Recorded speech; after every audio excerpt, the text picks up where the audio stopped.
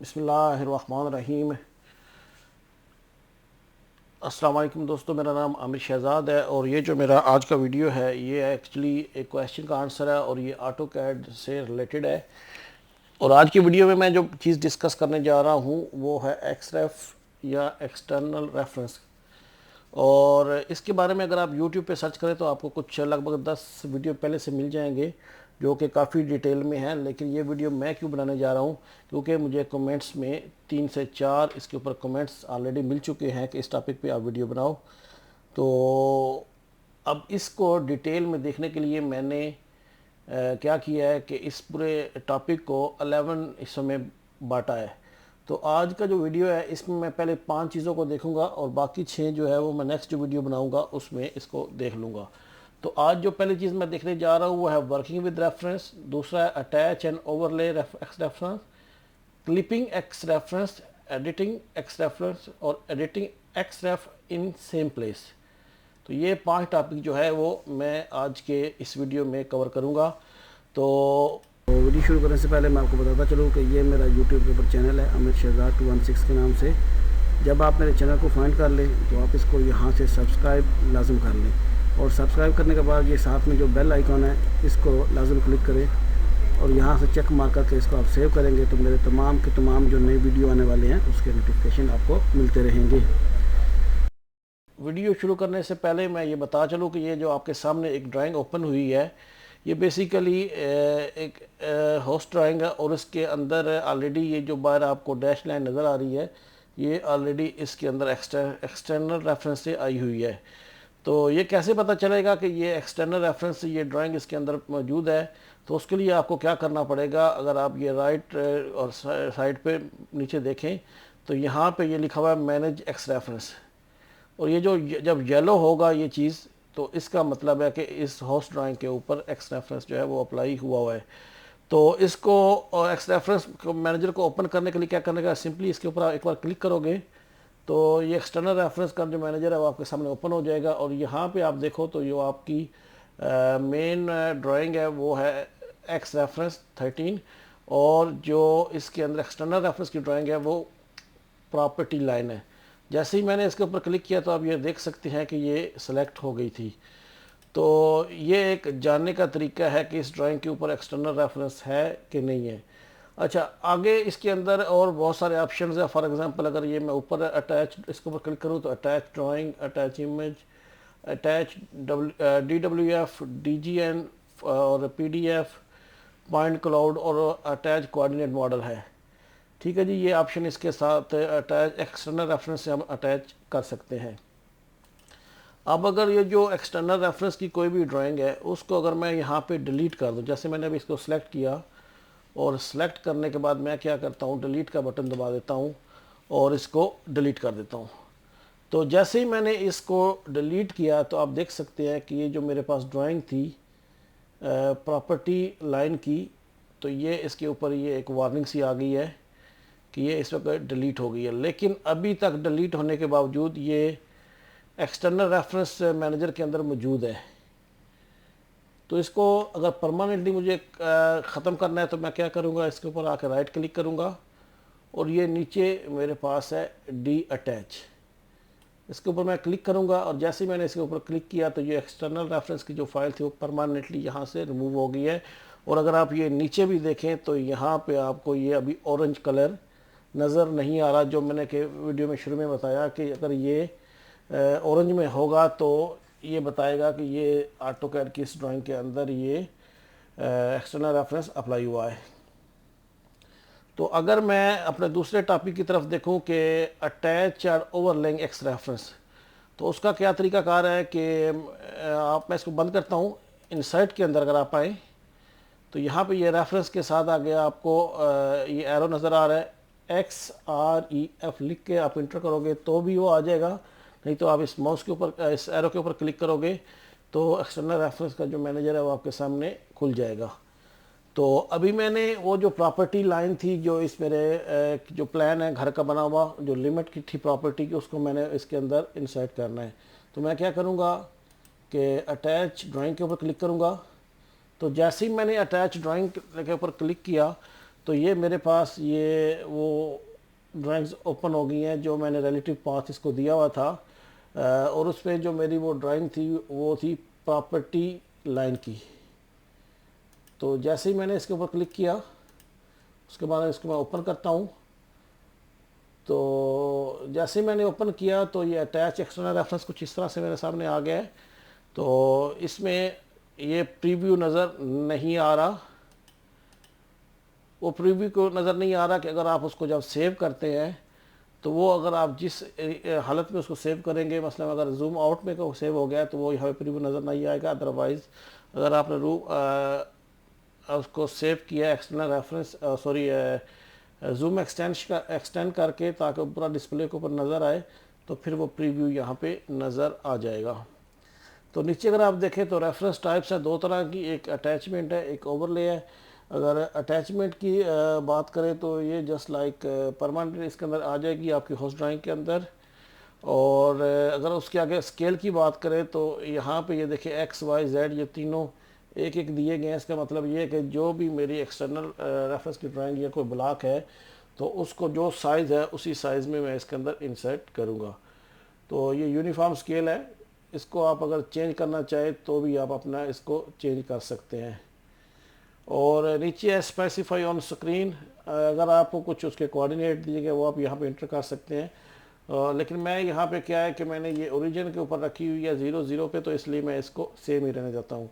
बाकी बात करें अगर पाथ की तो इसमें 3 ऑप्शन है, नो पाथ, फुल पाथ और रिलेटिव पाथ।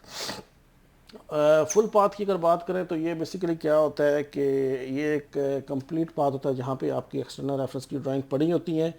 और ये उस सूरत में पॉसिबिलिटी होती है जब अगर एक से ज़्यादा आदमी काम कर रहे हो किसी सर्वर के ऊपर या हार्ड ड्राइव के अंदर, तो ये एक ही पाथ रखा जाता है। रिलेटिव पाथ क्या है कि जिसमें आपकी होस्ट ड्राइंग और जो आपकी एक्सटर्नल रेफरेंस की ड्राइंग है वो उसके अंदर पड़े रहें। इन दोनों के बारे में जब आगे हम डिटेल में जाएंगे तो मज़ीद आपको इसको मैं आसान कर दूंगा समझने के लिए।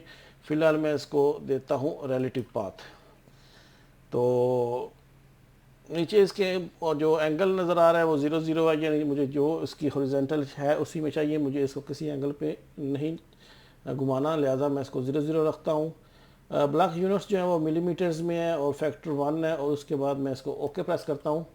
तो जैसे ही मैंने ओके किया तो आप ये देख सकते हैं कि मेरी प्रॉपर्टी लाइन जो है वो यहाँ पे आ गई है।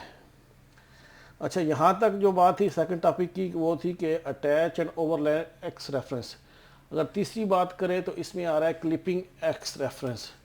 तो क्लिपिंग एक्स रेफरेंस क्या है कि अगर आप इस प्रॉपर्टी लाइन के ऊपर क्लिक करेंगे तो ये एक्सटर्नल रेफरेंस का जो है वो खुल जाएगा टैब। जो ये जो एक्सटर्नल रेफरेंस का टैब जो है ये सामने आ रहा है हमारे रिबन में।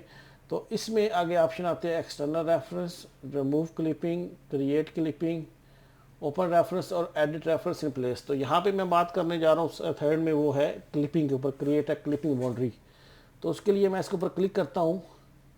तो जैसे ही मैंने इसके ऊपर क्लिक किया तो मेरे पास ये कुछ ऑप्शन आ गए, select a polyline, polygon, rectangle, invert और इन्वर्ट क्लिप। तो मैं यहाँ पे रेक्टेंगल के ऊपर क्लिक करता हूँ, बाय डिफ़ॉल्ट भी वही है। तो वो मुझे कह रहा है कि स्पेसिफाई फर्स्ट कॉर्नर। तो मैं यहाँ से नीचे इसका पहला कॉर्नर देता हूँ और ड्रैग करते हुए मैं इसको यहाँ पे रोक लेता हूँ।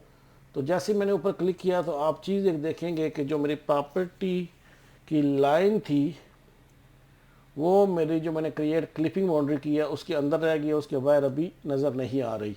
इसका मकसद क्या होता है कि बाज़ औक़ात हमें जो हमारी मेन ड्राइंग है, होस्ट ड्राइंग है, वो कहीं प्रिंट करके दिखानी है, जो उसमें कुछ और चीज़ शो नहीं करनी।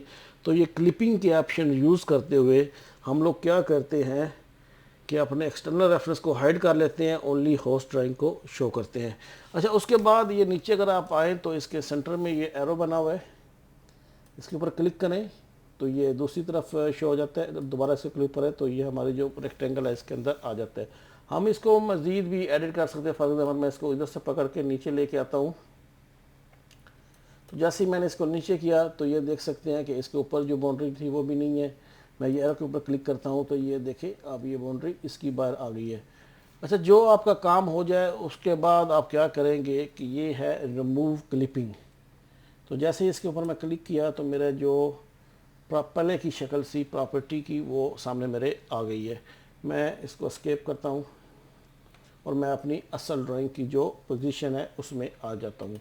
यानी अभी हम लोगों ने वर्किंग विद एक्स रेफरेंस और अटैच एंड ओवरले की बात की, क्लिपिंग रेफरेंस की बात की, और चौथा जो ऑप्शन आ रहा है वो है एडिट एक्स रेफरेंस।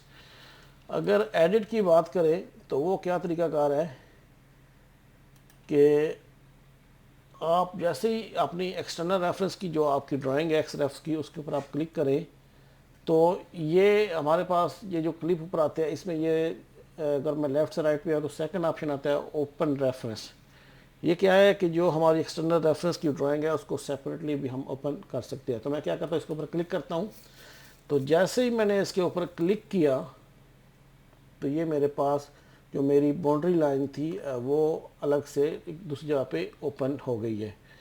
अच्छा, इसमें मैं बात कर रहा था एडिटिंग की, यानी ये जो नंबर मैंने बात की है एडिटिंग एक्स रेफरेंस।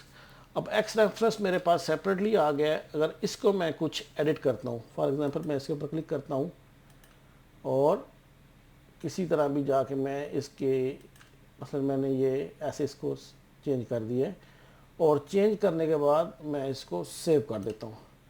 अच्छा, जैसे ही मैंने सेव किया मैं वापस अपने एक्स रेफरेंस के जो होस्ट ड्राइंग उसमें आता हूँ तो आप ये देखें तो ये मेरे सामने एक मैसेज आ जाता है कि external reference file has changed, कि जो ये हमारी एक्सटर्नल रेफरेंस की प्रॉपर्टी की ड्राइंग है वो चेंज कर दी है। मैं बात कर रहा था कि पाथ जो जब मैंने इसको इंसर्ट किया तो पाथ की बात की थी, यानी किसी सर्वर में ये एक्सटर्नल रेफरेंस पड़ा है तो कोई दूसरा आदमी एक्सटर्नल रेफरेंस के अंदर एडिट करके उसको सेव कर देता है तो ये मैसेज हमें दूसरी होस्ट ड्राइंग के अंदर भी आ जाएगा।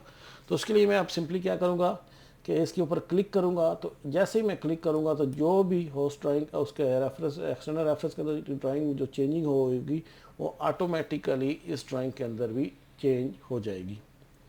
अच्छा, इसका करने के बाद अगर फिर भी दोबारा अगर ये जो आपकी प्रॉपर्टी लाइन है इसको आप दोबारा चेंज करते हैं, यानी कोई मॉडिफिकेशन आ गई है, मसलन मैं इसी को अब अंडू कर देता हूँ। तो जैसे ही मैंने अंडू किया तो ये मेरी जो प्रीवियसली पोजीशन थी उसमें वापस आ गई है। मैं इसको सेव करता हूँ। अच्छा, जैसे ही मैंने इसको सेव किया मैं दोबारा एक्स रेफरेंस की होस्ट ड्राइंग में अंदर जाता हूँ तो उसमें फिर दोबारा से ये मेरे पास एक मैसेज आ गया कि external reference has been change. तो मैं सिंपली इसके ऊपर क्लिक करता हूँ। तो जैसे ही क्लिक किया तो ये दोबारा से वो पहली वाली पोजीशन में आ गई है। और मैं क्या करता हूँ कि अभी मैं इस अपनी प्रॉपर्टी लाइन की ड्राइंग को क्लोज़ किया मैं अभी इसको मिनिमाइज़ करके अपने अगले टॉपिक की तरफ आता हूँ। तो मेरा अगला टॉपिक जो है edit x reference in place. तो उसके लिए क्या है कि मैं ये बाउंड्री के ऊपर क्लिक करता हूँ तो इसमें ये जो पहला ऑप्शन है एडिट रेफरेंस ऑन प्लेस, तो मैं इसके ऊपर क्लिक करता हूँ। तो रेफरेंस एडिट का ये आइडेंटिफिकेशन रेफरेंस मेरे सामने आ गया है इसमें, क्योंकि मेरे पास सिर्फ एक ही प्रॉपर्टी लाइन है। अगर इसमें मैंने कुछ एक से ज़्यादा एक्सटर्नल रेफरेंस ऐड किए होते तो वो यहाँ पे मेरे पास ऑप्शन आने थे और उसके बाद मैंने सेलेक्ट करके इसको ओके करना था। लेकिन यहाँ पे क्या है कि मेरे पास ड्राइंग ही एक है तो मुझे इसके साथ किसी किस्म की कोई भी चेंजिंग करने की ज़रूरत नहीं। मैं सिंपली इसके ऊपर ओके करूँगा। जैसे ही मैंने ओके किया तो ये आप देख सकते हैं कि एक्सटर्नल रेफरेंस की जो बाउंड्री है ये हाईलाइट हो गई है। अब मैं इसके ऊपर क्लिक करके इसमें कुछ चेंजिंग कर लेता हूँ। जैसे ही मैंने इसके ऊपर चेंजिंग किया तो ये देखें कि अभी तक ये मेरे पास एडिट का जो है रिप्लेस का ऑप्शन मौजूद है। मैं इसके ऊपर एरो के ऊपर क्लिक करूँ या अपना एरो लेके आऊँ तो ये मेरे पास ऑप्शन मौजूद है सेव चेंज। तो मैंने इसको जैसे ही चेंज किया तो ये मेरे पास आ रहा है कि all reference edit help is change, कि जो भी आप एडिट रेफरेंस को यहाँ पे चेंज करो पे तो जो आपकी ओरिजिनल फाइल कहीं पे पड़ी हुई है तो वो भी चेंज हो जाएगी। मैं जैसे ही ओके करता हूँ तो अगर मैं अभी जो मेरी प्रॉपर्टी लाइन की ड्राइंग थी अगर मैं उसके ऊपर जाऊँ तो जो कि मेरे पास ये पड़ी हुई थी इसको अगर मैं अपने पास ओपन करता हूँ तो आप ये देखें ये मेरे पास जो प्रॉपर्टी लाइन की थी वो चेंज हो गई है। तो मैं क्या सिंपली करता हूँ इसको अंडू करता हूँ ताकि ये मेरे पास पहली वाली पोजीशन में आए।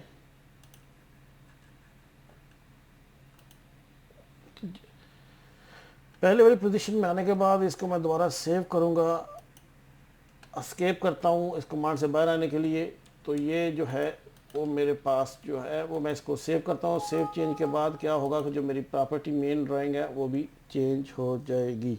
तो आज के जो वीडियो था इसमें मैंने ये 5 टॉपिक ही क्लियर करने थे कि editing X reference on the place तक। तो उम्मीद है कि ये जो 5 टॉपिक थे मैंने आप लोगों के साथ शेयर करने की कोशिश की है कि आपको क्लियर हो गए होंगे। फिर भी इससे रिलेटेड कोई भी क्वेश्चन हो तो आप मुझसे नीचे कमेंट्स में पूछ सकते हैं। मैं कोशिश करता हूँ कि जितना जल्दी हो आपके जवाब दे सकूँ। और फिर भी कोई अगर काम करते हुए कोई कोताही रह गई हो तो उसके लिए मैं एडवांस में माजरत करता हूँ। और कोई चीज़ इसमें समझ ना आई हो तो प्लीज़ मुझे नीचे कमेंट्स में ज़रूर बताएं। और मेरे वीडियोस को अगर अच्छे लगते हैं तो उनको लाइक और शेयर ज़रूर किया करें। और फाइनली वही कि मेरे चैनल को सब्सक्राइब कर लाजमी करें और उसके साथ जो बेल की घंटी है उसको भी प्रेस करें। उससे क्या होगा कि मेरे नए वीडियो की जितनी भी नोटिफिकेशन है वो आप लोगों तक पहुंचती रहेंगी।